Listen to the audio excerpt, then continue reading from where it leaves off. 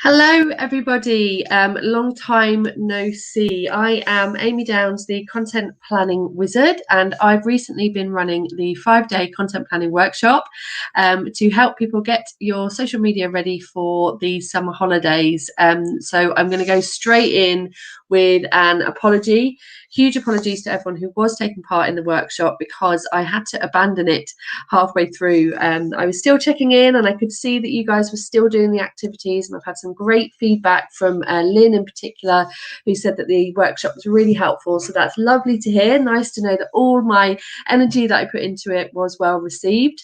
But unfortunately, my little boy was ill, and then I had a family funeral on the Friday, and all the lives that I had planned had to go out the window. And I think that's it fits quite well with the content planning wizards ethos that do you know what, social media isn't a priority. Family and business, other sides of your business, do come first, and sometimes you have to put other things first. So a couple of weeks ago, my priorities, as much as I had put into the workshop, and thankfully, because I'd scheduled the tasks and the posts and I'd organized the guest speakers, we were still able to finish the workshop in a sense, but I wasn't able to do the lives that I had planned. So I'm streaming right now to the challenge group, so hi if you're watching me from there, to my own group, the Content Planning Wizards. So if you took part in the challenge and you haven't yet joined my group for further support, please do. It's a great, lovely, engaged group with some really wonderful women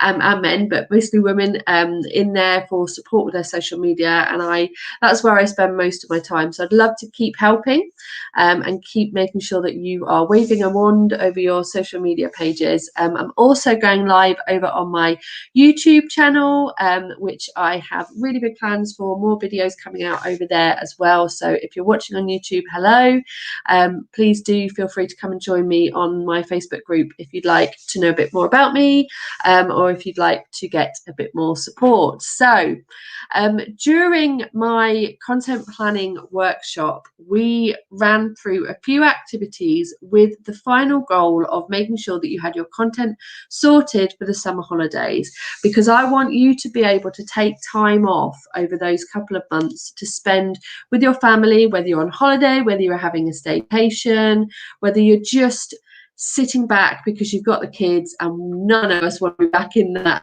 school work, homeschooling work balance that we've had to do for the last 12 months. So my goal is to try and take social media off that list, and I am joining you in that mission as well, because I'm actually getting married at the end of next month. So my plan is to not be working for a whole month. So I need to make sure that I've got my content scheduled for July, August, and I'm pushing it real hard to try and get September in there as well. So that is what I was doing during the workshop. I was joining you in the activities to make sure I could get my own content sorted, and I will be carrying on with those activities, and I thought I'd do them with you on these lives to try and help, inspire you and motivate you and give you some ideas of how you can create your own content. So just a quick run through of those activities that we did, just in case you weren't able to join us, or if you just want a bit of a refresh because it's 2 weeks ago now. Task 1 was reviewing your 2021 goals, taking a look back, seeing how you're doing. We're about halfway through the year now, so seeing how you're doing, how you're matching up to those goals that you had for the whole of 2021. And I was talking to somebody about 2022 earlier. I can't believe I'm already talking about January. So yes, the 2021 business goals and how social media can support them, how social media can turn them around if you're not quite on track at the moment. So make a note, remind yourself what you were aiming for this year, and then make a note of how social media can help you. So for example, I knew that I wanted to grow my group. It is growing really, really quickly, but I was focusing on these workshops that I've been doing and making sure that I'm growing and keeping consistent with engagement in the group. And it's really worked. It's swelling at the minute, but most importantly, it's really well engaged, and that was always my big thing. The second task had 2 parts to it.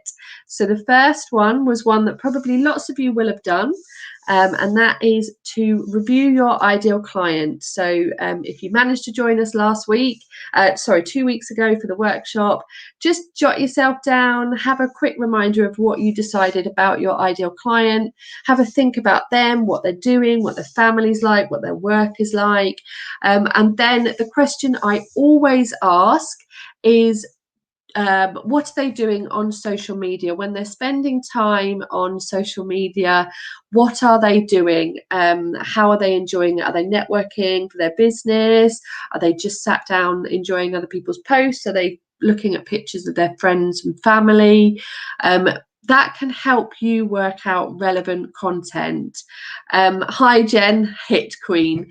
Jen runs the Female Bosses Facebook group, and I had a bit of a panic because I've only got 6 weeks till the wedding. I was like, shit, I really need to try and lose some weight. So I went on the workout for the first time in a couple of weeks. I think I've got an excuse with babies and funerals, but I did it and my back is killing me and I'm knackered, and I had to sit out with, I think it was I can't remember, one of the exercises. I was like, I can't do this anymore. It was the sit-ups. I was like, absolutely not a chance. But I enjoyed being back. I am enjoying being back exercise-wise. I'm enjoying being back with the kids and the school run, and I'm enjoying being back with work and feeling a bit more on it now after 2 weeks of just complete mayhem. And actually, that's one thing that you could think about with your ideal clients. What is going on in their lives that they're thinking about at the moment? I know that my ideal client would be a mum of kids, and I know that my kids' school are doing a lot of trips at the minute because they're starting to be allowed back out. They're doing sports days soon. It's really hard not being able to be there for Harry's first proper sports day. So there might be topics that you can think of that are would have an impact on your posts, help your posts have an impact on your ideal clients. So make a note of all of those because they will be helpful for an activity that I'm going to do a live for you at a later date. Also have a think about your number one product. When you are posting, you want to make sure that you are posting about one thing. You want to become the go-to person on social media for that one thing. So for me, it is social media. It is my power hours. That is what I talk about. That is what people are enjoying, what people are making use of and getting benefit from. So that's what I talk about. I could talk about other services that I've got, but it makes the audience confused. So try, and that can be a really daunting thing, try and focus on just one thing. Make a note of what your one thing is. So that's task 1 and task 2. And when we were doing the workshop 2 weeks ago, I got to Wednesday and I was doing well. And then my poor little boy wasn't very well. So I couldn't go live on that Wednesday evening because he was literally like, you must not leave my side. So I know that a few of you commented what your social media fears are, because that's what I asked. What I wanted to know was, what is holding you back from posting when you're going on social media? What is making you type the post up and then delete it, or just feel like you can't even write anything at all? I want to know. So that is what today's live is going to be about. What I wanted to do is just go through with you the fears and worries that people have shared with me about their social media, and things that they need to overcome to be posting more on social media. So I thought that we would go through those, and I am just going to bring them up because I always say, whatever your worries are, number one, I can guarantee you are not the only person that is feeling this. Other people will be feeling those worries too, and that is why I will have a solution for you. So let's have a look at what the comments that were left have been were. So one, I'm so sorry, I didn't write down the name of the member who wrote this, but one lady asked, she said that she'd been advised to post consistently, but is struggling to keep up with the amount of content, and has asked if 3 times a day is classed as consistent. Because one of the things I talk about most regularly is consistent posting, making sure you're showing up consistently. Everybody talks about this, but how often actually is consistently? I think that this is a really personal thing. And for me, I don't think you can just take the advice from a social media guru who doesn't even know you, because it's up to you. For me, it's showing up every day. And whenever I work with clients, I would aim for posting once a day, midweek, as a beginning point. So it would be Monday, Tuesday, Wednesday, Thursday, Friday, one post on each day, just as a starting point, which you can then build on. 3 posts a day in a group, to me, is a really good amount of content. Absolutely do it on your external pages if you feel like you can come up with that much content. But for me, I would focus on quality over quantity. Don't force yourself to do 3 or 4 posts every single day if you're scraping around for things to post about. I want you to make sure that you are really enjoying posting your stuff on social media, because you know you've got good content, valuable content for people to be reading. So as I say, that's a really common question, and that is one of the first things I always work out with a client is how many times a week they want to post and what days they'll be posting on. Nida said, Nida, I chat with you a lot over on Instagram, so it's lovely to see you in the workshop. Nida asks, Nida shared with me that her worry is whether anybody is going to see it. And of course, with Facebook in particular, that's a really scary point, especially if you become obsessed with the reach, the insight numbers, how many people have liked it, how many people have it's reached. And it can be really hard if your post isn't getting a very good reach. First thing is that generally the statistics around Facebook show that a good engagement, good reach is actually only 1% of your audience. So if you've got 1,000 members in your group and you get, I can't work out what that is it 10 or 100 people commenting on it, then that is good. And if it's reaching 10% of your audience, then actually that's pretty good on your Facebook page, sorry, I should say. Group will be a bit more because that's prioritized on the algorithm. So try not to worry too much about the numbers. They might actually be better than you think. What I want you to focus on is creating content that you're enjoying making, and then having a look back and seeing, like, sort of giving yourself a pat on the back for the content that does get seen, the content that does get engagement, because you can use that to inform you what content to do for the next month. Another thing around worrying about when anyone will actually see it is making sure you're posting consistently, because showing up regularly is what will help you on the algorithm. Think about tagging people in it. So if the post is relevant to someone, tag them in it. Think about your hashtags as well, making sure that they are exactly the right ones for your ideal clients. Or lots of things you can think of. But the most important thing for me, as far as I'm concerned, is to show up consistently. So let's get focused on creating enough quality content to allow you to be able to show up consistently, whether that's 3 times a day, once a day, or 3 times a week, whatever suits you. Lynn says her biggest worry is whether anyone will care, whether they'll respond. And I know that I had somebody else who said that. Sorry, I'm trying to see which one, who it was, but this fear of, there we go, feeling down if nobody responds. I think that was Nida. That can be a really, like tumbleweed when you've got a post out there that you really, really like and you don't get any response. Try not to let it get you down. For example, sales posts won't generally get a great reaction. What you want from that is people looking further into it. So make sure you've got a product tagged, make sure you've got a link to your website, make sure you've got a send message button so that they've got a call to action to follow up from the post, even if they don't like or comment on it. The question of will they care? Some people won't, but if they don't, then that's not your ideal client. So focus on making sure that you are creating content that they care about. And I tell you the way you do that, it's by making sure that you are appealing to the things that they care about. Sorry, that sounded really dumb, didn't it? You make sure that you're creating content for your ideal client by going back to task 2, where we reviewed our ideal client. We thought of all the different things that they're thinking about, that they care about, and you make sure your content fits in with that. And if you're talking about your product, you make sure the two are aligned. Lynn, you also asked, what if I annoy them by talking too much about my topic, which was mental health? If it is something that you are passionate about, it will relate with other people who are passionate about it. I've got to say, I can't think of anybody who would find it annoying somebody talking about mental health too much. And if they do, they're not my ideal client. And that's what you have to keep coming back to is, do you know what? If they're not responding, if they don't care about what I'm talking about, they're not the person that I want to be working with. So just try and have a little bit more confidence in you and the content that you're creating. I'm just going to check that I haven't got any more comments.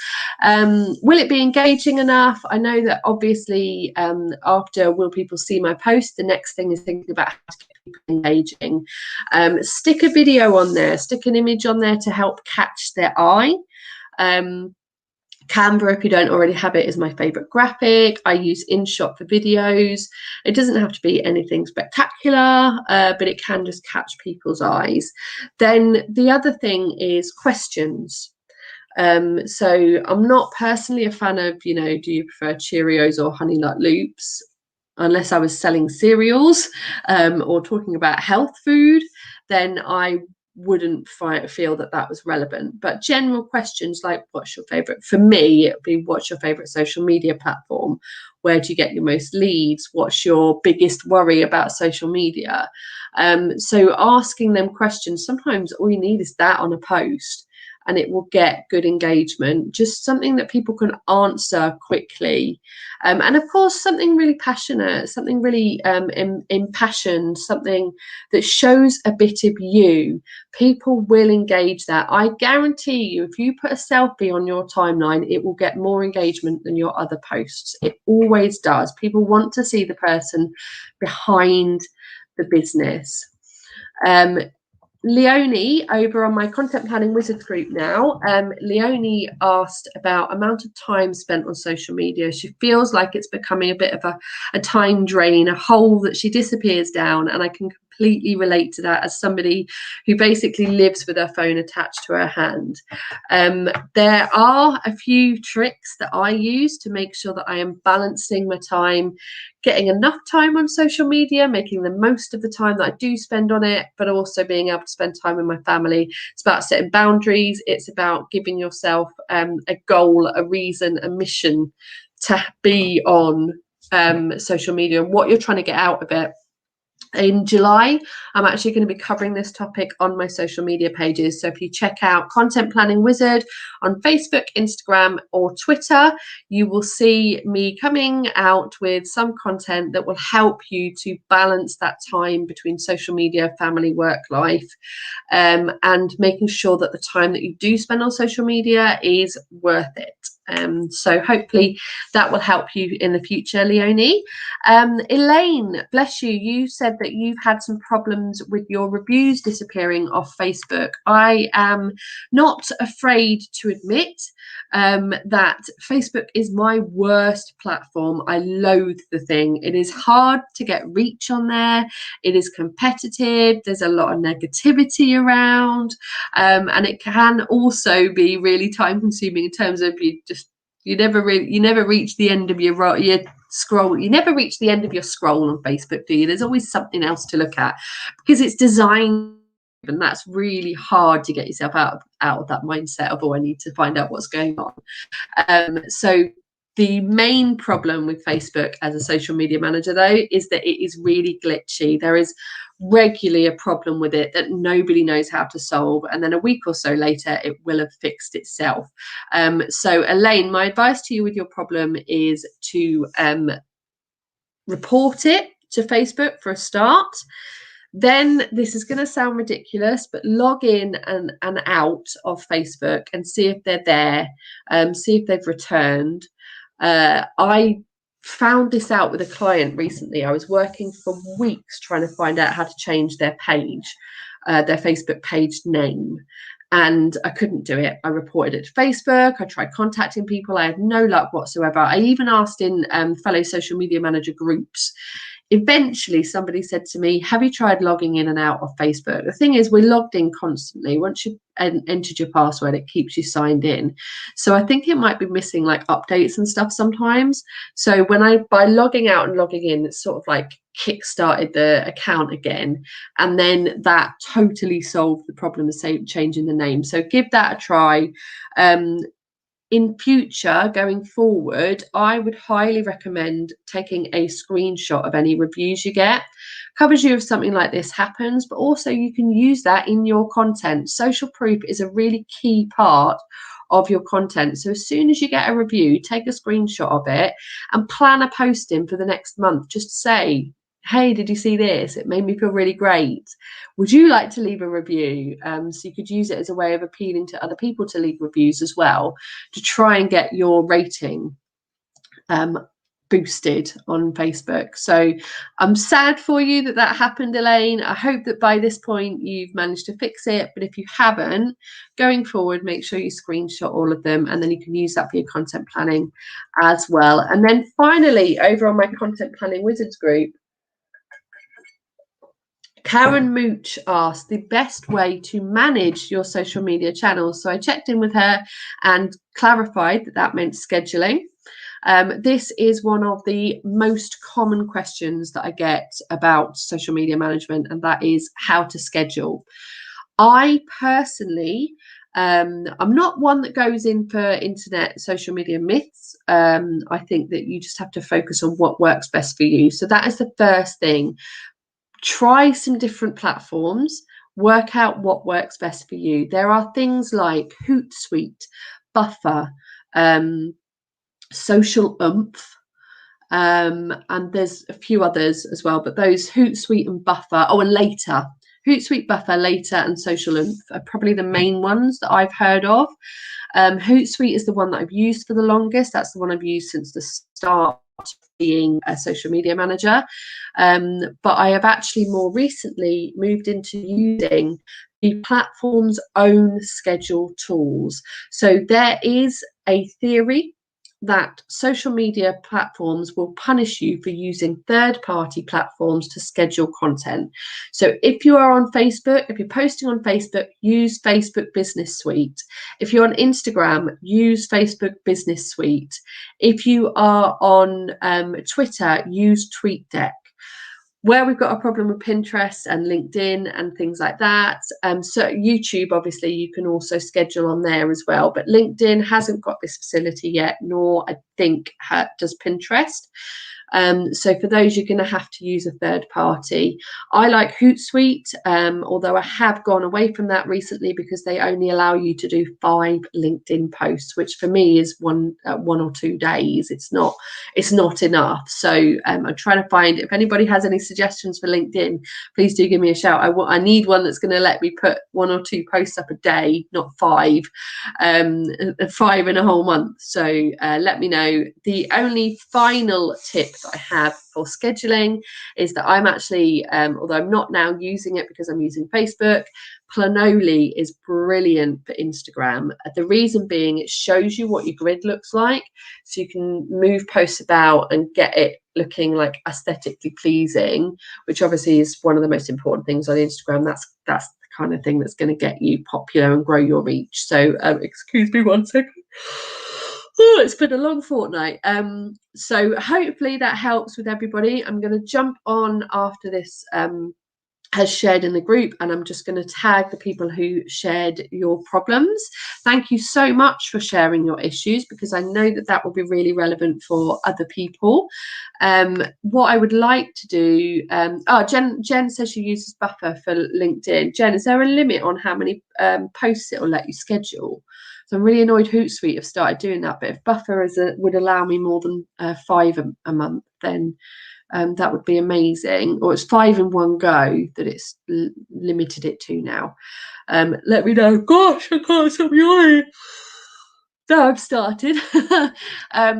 So thank you to everybody who has submitted your social media fears and shared with me any problems. Do let me know in the comments if you are having any problems at the moment. Let's see if I can help. And every Thursday on my Content Planning Wizards group, I actually have an Ask Amy Anything